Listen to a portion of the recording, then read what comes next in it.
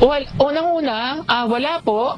But of course, we take note and recognize the reaction, or kung halimbawa po ma-declare siya na illegal, and then that would be the time na ititigil po natin.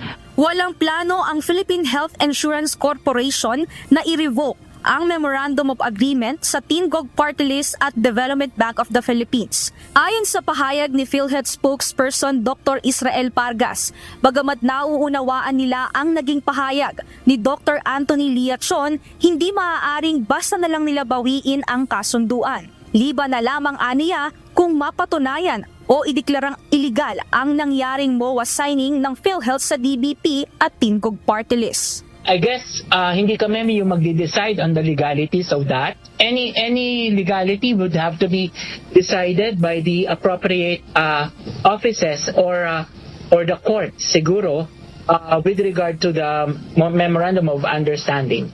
Dagdag pa ng PhilHealth, hindi sila tumitingin sa political background ng kahit anumang grupo sa isinagawang pakikipagkasundo sa Tingog Party List. Well, we don't look at any political background, political party affiliations, or any political color for that matter, or any political plan. What we are concerned about is our mandate, especially under the Universal Healthcare Law and our National Health Insurance Program. Wala naman po kaming tinitingnan kung sino man or kung ano man po ang political affiliation or any political party list for that matter. Binigyang diin pa nito na ang layunin ng MOA signing ay ang makatulong sa mga lokal na pamahalaan sa pagsasaayos ng kanilang mga health facilities at upang mas madaling maipaabot ang mga napipintupang proyekto para sa kanila. Hindi naman po kami ang magpaparenovate, hindi rin po kami ang magpapaloan.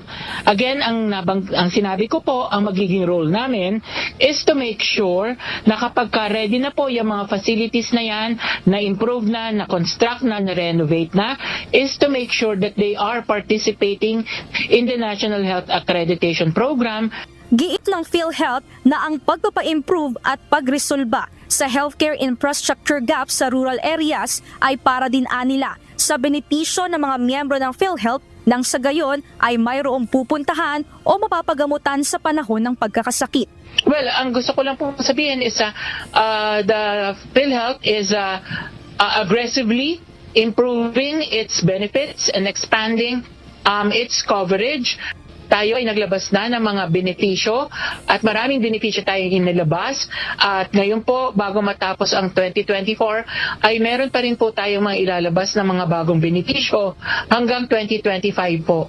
So marami pa rin pong inaasahan ng ating mga miyembro ng mga expanded benefits. Tiniyak naman ng PhilHealth na patuloy anilang gagawin ang pagbubukas ng mga benepisyo hanggat may pangangailangan ang mga Pilipino at patuloy anilang isasagawa ang kanilang mandato. Mia Alonso, UNTV News and Rescue. Diyos ang aming sandigan, serbisyo publiko ang aming pinahahalagahan.